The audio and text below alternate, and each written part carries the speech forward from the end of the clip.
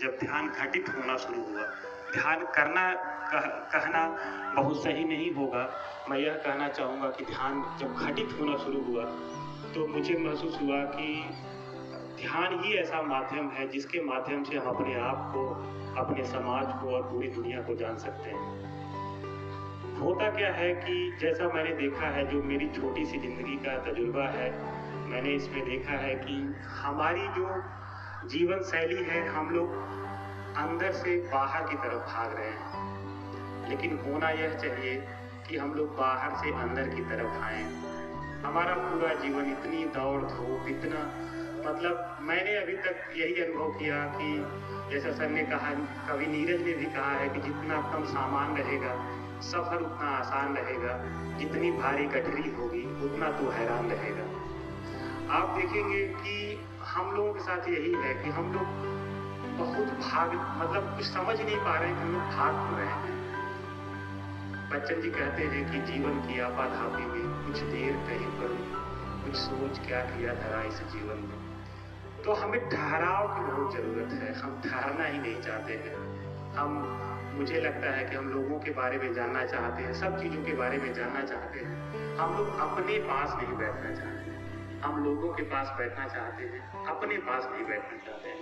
थोड़ा भी वक्त हम लोग अपने आप को नहीं देना चाहते हैं। चाहे वो मोबाइल फ़ोन का ज़माना हो, चाहे टेलीविज़न का ज़माना हो, आप उसमें देखेंगे कि एक मतलब अपने आप से दूरी बढ़ती चली जा रही है। और जो हमारे जीवन में अवसाद की समस्या है, युवाओं के बीच सबसे बड़ी समस्या अवसाद की समस्या है।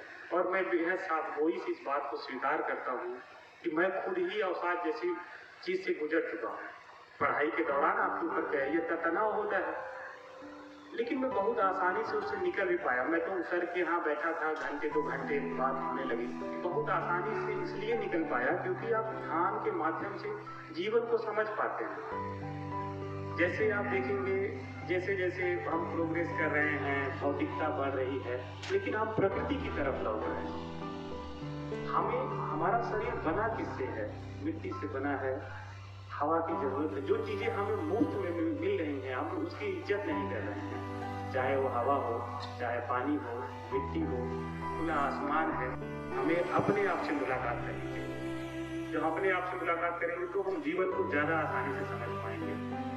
और तो मेरा यह मानना है कि हमें जो सीखने की जो प्रक्रिया है, जो ध्यान है, वह क्या कराता है? ध्यान यही कराता है कि आपके अंदर स्वीकारोक्ति का भाव लाता है।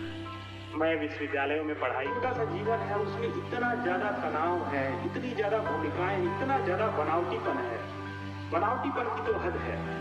हम लोग टीवी जैसा जीना चाहते हैं, टेलीविज़न जैसा, विज्ञापन में जैसा आ रहा है हम लोग वैसा ही बनना चाहते हैं। अगर आप विज्ञापन जैसा बनना चाहते हैं तो उस परमात्मा ने जो आपको बनाया है, दुनिया की आबादी 7-8 अरब आबादी है, उस आबादी में आप अनूठे हैं, आप अलग हैं। आप जैसा पूरी दुनिया में कोई नहीं है।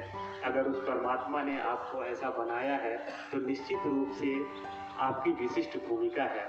और जब आपकी विशिष्ट भूमिका है तो आप उसको अस्वीकार क्यों करना चाहते हैं? आप किसी एक्टर की तरह, किसी राजनेता की तरह, किसी की भी तरह क्यों बनना चाहते हैं? मेरा मानना है जो आप हैं वही आपके होने की खूबसूरती है।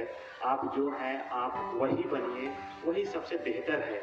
और उसमें इतनी विकृतियां कैसे हैं? महिलाओं की स्थिति देखिए, बच्चों की स्थिति देखिए, अमीर अमीर होते चले जा रहे हैं, गरीब गरीब होते चले जा रहे हैं। ऐसा क्यों है?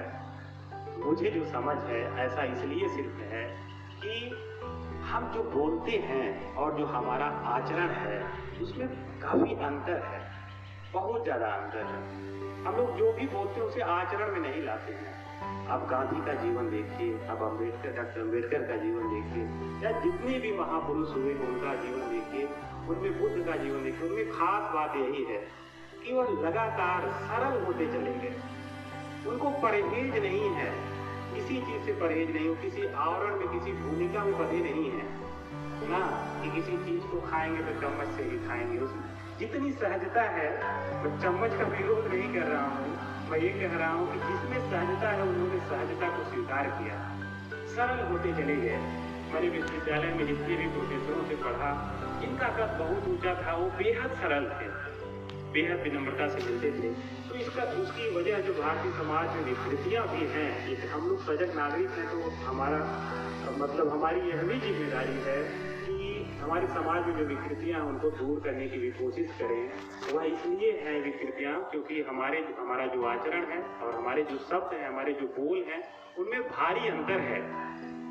आप गार्जियन हैं, एक दो बातें और, जैसे गार्जियन हैं, आचरण में होता है कि दहेज जैसी जो प्रथा है ऊपर से लोग विरोध करते हैं, लेकिन अगर अपने बेटे की बात आ जाती है तो उसका तोल मोल करते हैं।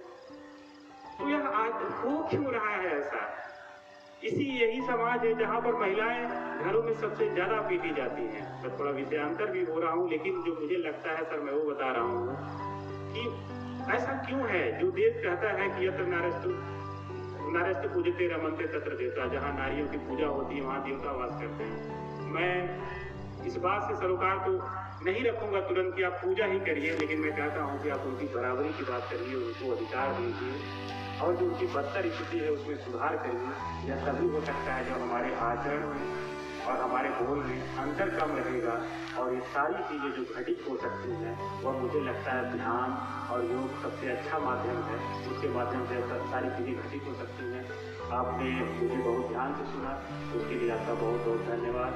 आप मेरी कोई भी बात अगर आपको अन्यथा लगी हो, अन्यथा तो नहीं, लेकिन मुझे लगता है अगर कोई खराब लगी उसके लिए मैं क्षमा प्रार्थी हूँ, आप मुझे दिल से क्षमा कीजिएगा। बस यही कहूँगा कि होकर मायूस नहीं, शाम तक चलती रहिए, जिंदगी भोर है सूरज सा निकलते रहिए। बहुत बहुत धन्यवाद।